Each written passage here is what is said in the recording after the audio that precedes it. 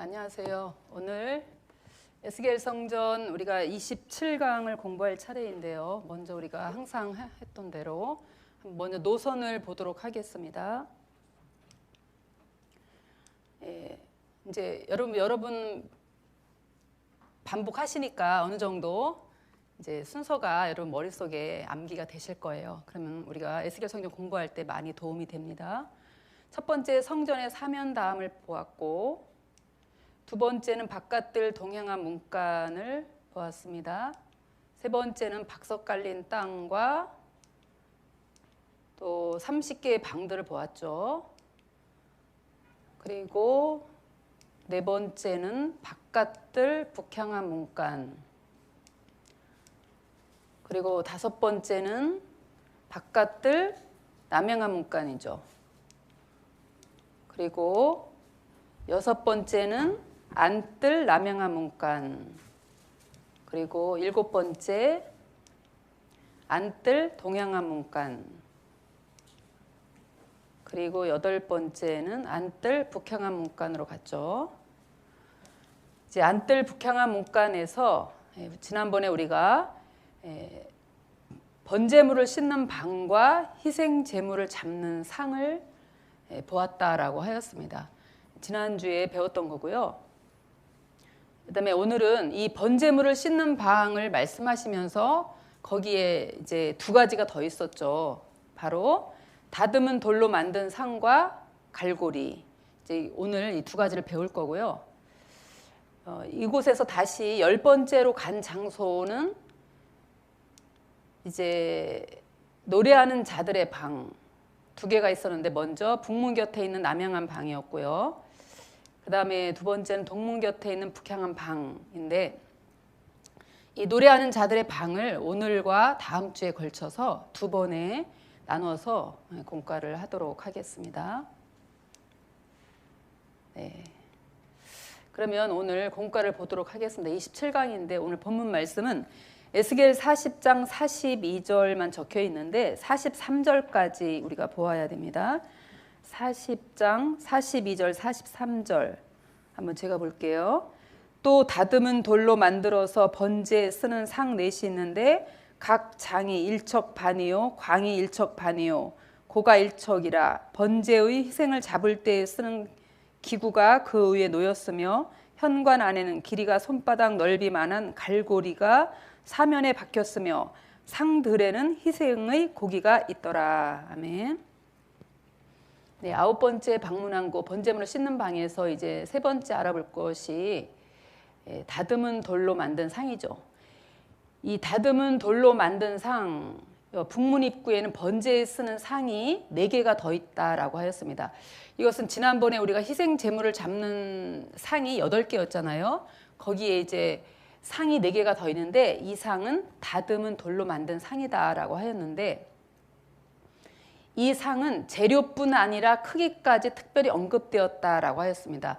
우리가 희생 제물을 잡는 상은 재료가 뭔지 또 크기가 얼마인지 알 수 없거든요. 말씀하지 않으셨어요. 그런데 이 다듬은 돌로 만든 상은 재료도 말씀하시고 크기도 말씀을 하셨죠. 재료는 다듬은 돌, 돌을 그냥 돌이 아니고 다듬은 돌이죠. 그다음에 크기는 장과 광이 똑같은 1.5척 정방형이고 고가 1척입니다. 그리고 그 상 위에는 번제의 희생을 잡을 때 쓰이는 도구, 곧 각을 뜨거나 자르거나 제물을 손질하는 데 필요한 각종 기구들이 놓여 있다라고 하였습니다. 그래서 이 상은 희생 제물을 잡는 상 사이에 하나씩 놓여져 있죠. 이렇게 희생 제물을 잡는 상 2개 있는 그 가운데 이렇게 사이사이에 놓여져 있는 것이 이 다듬은 돌로 만든 상인데, 현관에 한 쌍, 현관 바깥에 한 쌍, 이렇게 2쌍 해서 4개가 있습니다. 한번 보겠습니다. 이 희생 제물을 잡는 상에 이제 이 다듬은 돌로 만든 상도 같은 위치에 그러니까 있는 거죠. 그래서 우리가 그 위치를 이 단무소상을 여인들이 섬겼던 그 북문, 그 위치쯤에 이 희생 제물을 잡는 상과 다듬은 돌로 만든 상이 있다. 즉 희생 제물을 잡는 상과 다듬은 돌로 만든 상이 있는 그 위치가 바로 여인들이 단무스 우상을 섬겼던 그 장소쯤 될 것이다 라고 우리가 이렇게 이해할 수 있겠습니다. 이 다듬은 돌로 만든 상은 4개인데 보세요. 이걸 조금 우리가 그림을 확대시킨 건데 보겠습니다. 현관 안에 2개, 또 현관 밖에 2개, 한 쌍씩. 즉 이렇게 그 희생 제물을 잡는 상의 가운데 이렇게 해서 4개가 있는 거죠.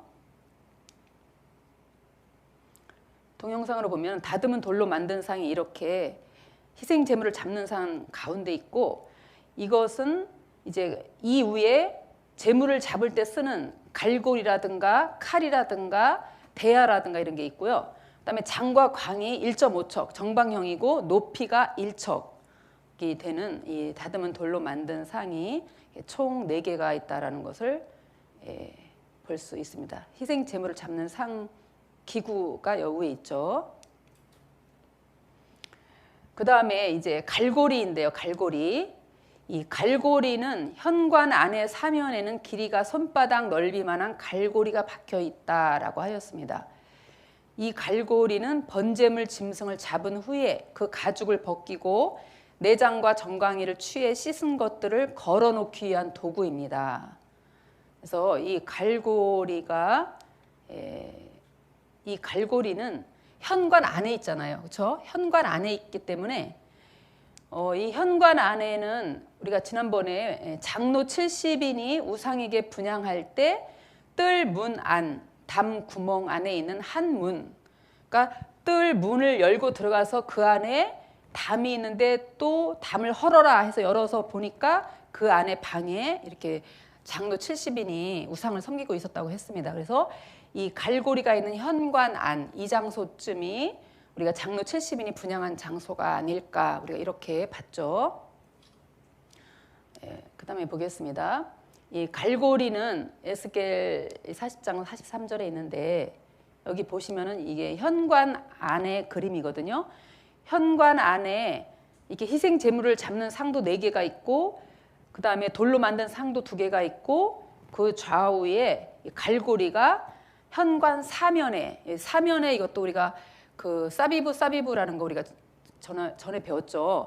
이 사면의 둘레에 갈고리가 이렇게 있습니다. 이 갈고리는 이 벽에 직접 이렇게 박혀 있는 것이라기보다는 그 고정 장치가, 구속사 시리즈에서 그 설명을 했어요. 고정 장치가 있는데 그곳에 이렇게 갈고리를 부착시켜 놨다 이렇게 말씀을 하셨죠. 그래서 갈고리가 이렇게 부착되어 있는 모습이 여기고요. 동영상으로 보면은 이 현관 안으로 들어가서 이 희생 제물을 잡는 상이 이렇게 2개 있잖아요. 그 가운데 돌로 만든 상이 있고, 이 사방에 손바닥 넓이만한 이 갈고리가 이제 이렇게 박혀 있는 거죠. 사면에 갈고리가 박혀 있는데, 이 갈고리가 이게 부착되어 있는 모습을 보면은 직접 이게 박혀 있는 것보다는 그 고정 장치에 이렇게 갈고리가 매달려 있는 모습을 우리가 볼 수가 있습니다. 그렇죠? 이렇게 갈고리의 모습을 볼 수가 있고요. 이것은 제물들을 걸어놓기 위한 그런 장치다라고 말씀하셨습니다.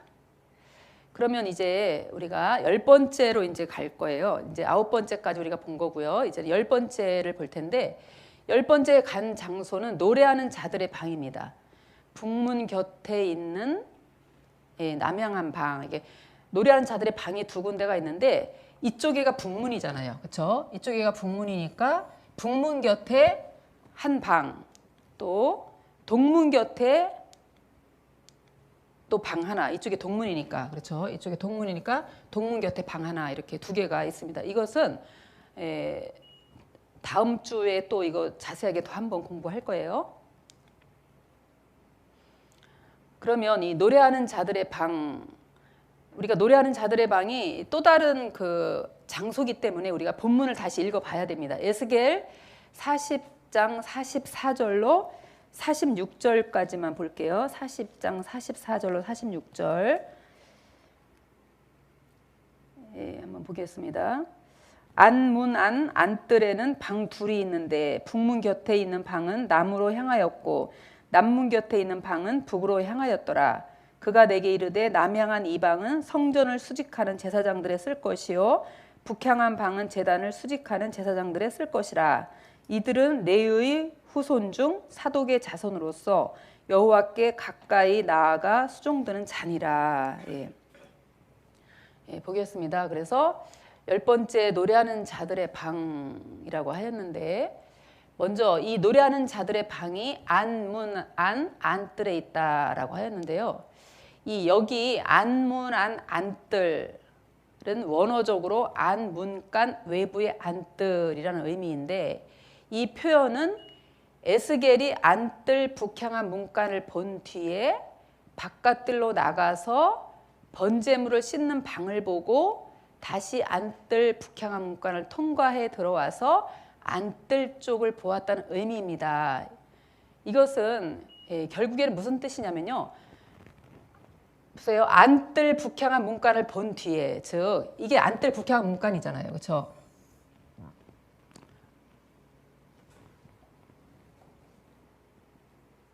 이게 아니고 여기죠. 여기 이게 죄송해요. 이게 아니고 이게 전체가 안뜰 북향한 문간인데, 안뜰 북향한 문간을 보고 그 다음에 바깥뜰로 나가서 번제물을 씻는 방을 봤잖아요. 그렇죠? 번제물을 씻는 방을 보고 그 다음에 다시 안뜰 북향한 문간을 통과해 들어왔다.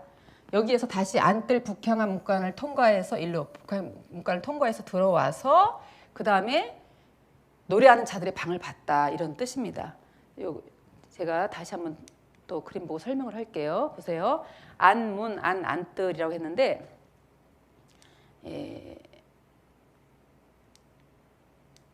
보겠습니다.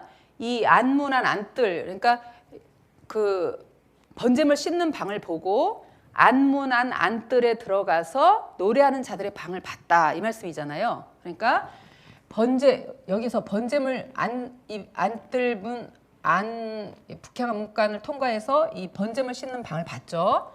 번제물 씻는 방을 보고 그 다음에 설명이 안문 안 안뜰이에요. 번제물 씻는 방을 보고 안문, 이게 안뜰 북향한 문간이니까 안문이잖아요. 그렇죠? 안문을 들어와서 그 다음에 안문 안쪽에 이 안뜰에 이 노래하는 자들의 방을 봤다, 이 뜻입니다. 그래서 원어로 보면 안문간 내부의 안뜰인데, 즉 안문간 여기서 이렇게 들어올 때 보면은 여기가 외부가 되는 거잖아요. 그렇죠? 근데 거기는 바로 안뜰이라는 뜻이죠. 그래서 안문 안 들어와서 안뜰에 있는 노래하는 자들의 방을 봤다, 이런 의미가 되겠습니다. 말이 조금 안문 안 안뜰 어렵지만 그러나 뜻으로 볼 때는 어렵지 않아요. 번제물 씻는 방을 보고 다시 안뜰 북향 문간을 들어와서 안뜰에 있는 노래하는 자들의 방을 봤다, 이런 뜻이 되겠습니다. 그 다음에 방 둘의 의미입니다. 방 둘의 의미. 방이 둘이 있다라고 한글 개역 성경에 이렇게 번역을 했는데, 보세요. 방 둘이 있는 데는 히브리어 리시코트 샤림.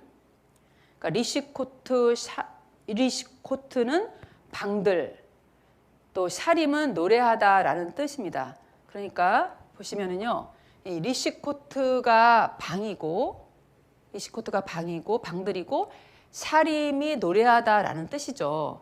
그러므로 합치면 이것은 노래하는 자들의 방이라는 것이죠.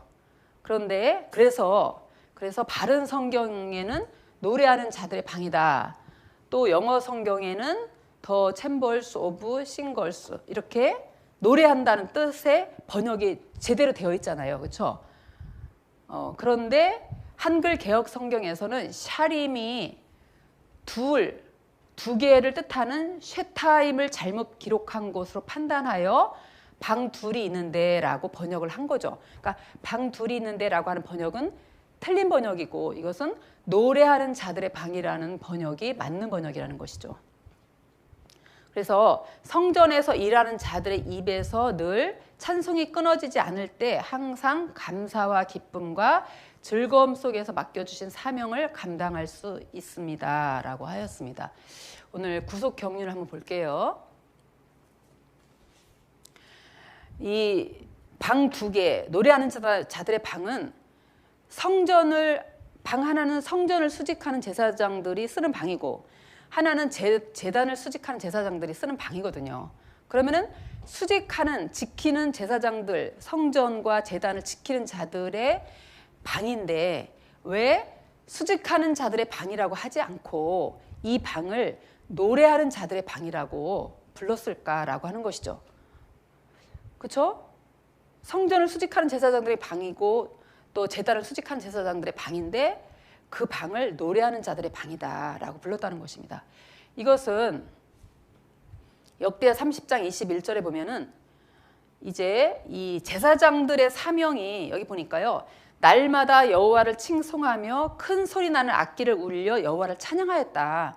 그러니까 제사장들은 하나님 앞에 제사 드리는 것이 그들의 가장 중요한 그 사명이 되겠죠. 하지만 그 사명과 함께 또 어떤 중요한 사명이 있느냐? 하나님을 찬양하는, 하나님을 찬송하는 사명이 제사장들의 사명이죠. 그래서 그들의 그 제사장들이 쓰는 방을 노래하는 자들의 방이다라고 했다는 것이죠. 그러므로 우리가 노래한다는 것, 찬양한다는 것가 얼마나 중요하다는 것을 우리가 알 수가 있습니다. 보면은요, 골로새서 3장 16절에는 이런 말씀이 있습니다. 시와 찬미와 신령한 노래를 부르며 마음의 감사함으로 하나님을 찬양하라. 우리 종말 성도에게 주시는 말씀이 뭐예요? 시와 찬미와 신령한 노래, 하나님 앞에 항상 감사함으로 하나님 앞에 신령한 노래를 부르고 하나님 앞에 찬양을 하라는 거죠. 그럼 어떤 것을 우리가 찬양을 할까? 어떠한 신령한 노래를 부를까? 성경에는요, 구원의 은혜를 우리는 신령한 노래를 불러야 합니다. 출애굽기 15장에 보면은요, 이 말씀 무슨 말씀이냐면 이스라엘 백성들이 애굽에서 나와가지고 홍해를 건넜잖아요. 그 사면 초가의 그 위기 상황에서 하나님께서 인간이 정말 생각지도 못했던 뜻밖의 은혜, 뭐예요? 바다가 갈라지는 그런 은혜, 바다를 육지같이 만드셔갖고 이스라엘 백성들이 건넜잖아요. 그 홍해를 건너고 난 후에 너무 감격한 그들이 하나님 앞에 모세와 함께 이스라엘 백성들이 노래를 합니다. 그것이 바로 이 구원의 노래죠. 우리가 불러야 될 노래, 애굽에서 우리를 구원해 주신 하나님의 은혜, 세상이라는 애굽, 죄악이라는 애굽에서 우리를 불러주신 그 구원의 은혜를 우리가 날마다 하나님 앞에 신령한 노래로 우리가 감사함으로 하나님을 찬양해야 되죠. 그리고 두 번째는요, 하나님과 동행하는 삶에서 얻어진 기쁨과 감사. 이 내용은 그대로 우리가 구속사 시리즈에 있는 내용인데, 우리가 우리의 평상시의 삶에서 하나님께서 나와 함께 하신 은혜, 동행하여 주신 은혜, 그 은혜와 그 기쁨, 감사로 우리가 하나님 앞에 찬양을 해야 합니다. 신명기 32장 1절로 44절에 보면은 이 말씀은 무슨 말씀이냐면, 모세가 마지막 이제 광야 40년 노정을 마치고 가나안 땅을 목전에 두고 난 후에 이스라엘 백성들에게 최후의 권면의 노래를 하고 있죠. 이때 부른 노래가 이 신명기 32장 말씀인데, 여기에 보면은 어떤 말씀이 있느냐면, 너희가 애굽에서 나온 것도 뭐예요? 10가지 재앙을 통해서 이스라엘 백성들이 나왔죠. 그들이 능력으로 나온 게 아니라 하나님의 전적인 은혜로 나왔죠. 그리고 광야 40년을 통과할 때에 만나와 메추라기를 먹고, 그 다음에 옷이 헤어지지 않고 신발이 닳지 않고, 또 밤 불기둥 구름기둥으로 이스라엘 백성을 인도해 주셨잖아요. 그래서 하나님께서는 이스라엘 백성들에게 너희가 광야를 지나온 것이 너희 발로 온 것 같지만 내가 독수리 날개로 너희를 업어서 왔다, 이렇게 말씀을 하시는 거죠. 그럼 이것은 바로 무슨 은혜입니까? 에벤에셀의 은혜입니다. 오늘날 우리도 마찬가지죠. 우리가 우리의 발로 우리가 숨을 쉬고 우리가 걸어 다니고 이렇게 해서 우리가 열심히 또 일하고 해서 우리가 여기까지 온 것 같지만, 결국에는 뭡니까? 하나님의 은혜가 뒤에서 다 호위해 주시고 도와주시고 모든 거 하나하나가, 그렇죠? 하나님의 은혜로 여기까지 왔다는 것이죠. 우리가 오늘 맥주절 감사한데 상반기 동안 하나님께서 베풀어 주신 그 은혜에 대해서 감사하면서 우리가 드리는 것이 맥주절 감사 아니겠어요? 그래서 하나님께서 우리와 동행하여 주시는 범사에 정말 시마다 때마다 호흡을 주장하시고, 늘 우리가 원령사님께서 배웠지만 우리가 잠을 잘 때 우리는 마음 다 놓고 그냥 잠을 자지만 그 심장이 멈추지 않게 지켜주시는 것도 하나님의 은혜라는 거 아니에요? 이런 은혜 가운데 우리가 살아왔던 이런 감사의 마음을, 감사의 이런 내용을 항상 하나님 앞에 우리는 신령한 노래로 우리가 불러야 되는 거죠. 이것이 우리가 불러야 될 신령한 노래, 우리가 늘 불러야 되는 기도, 감사, 찬양, 또 입술로 하는 우리의 고백, 이것이 다 우리의 신령한 노래가 되는 것입니다. 그래서 이러한 우리 모두는 마지막 새 노래를 부르는 거죠.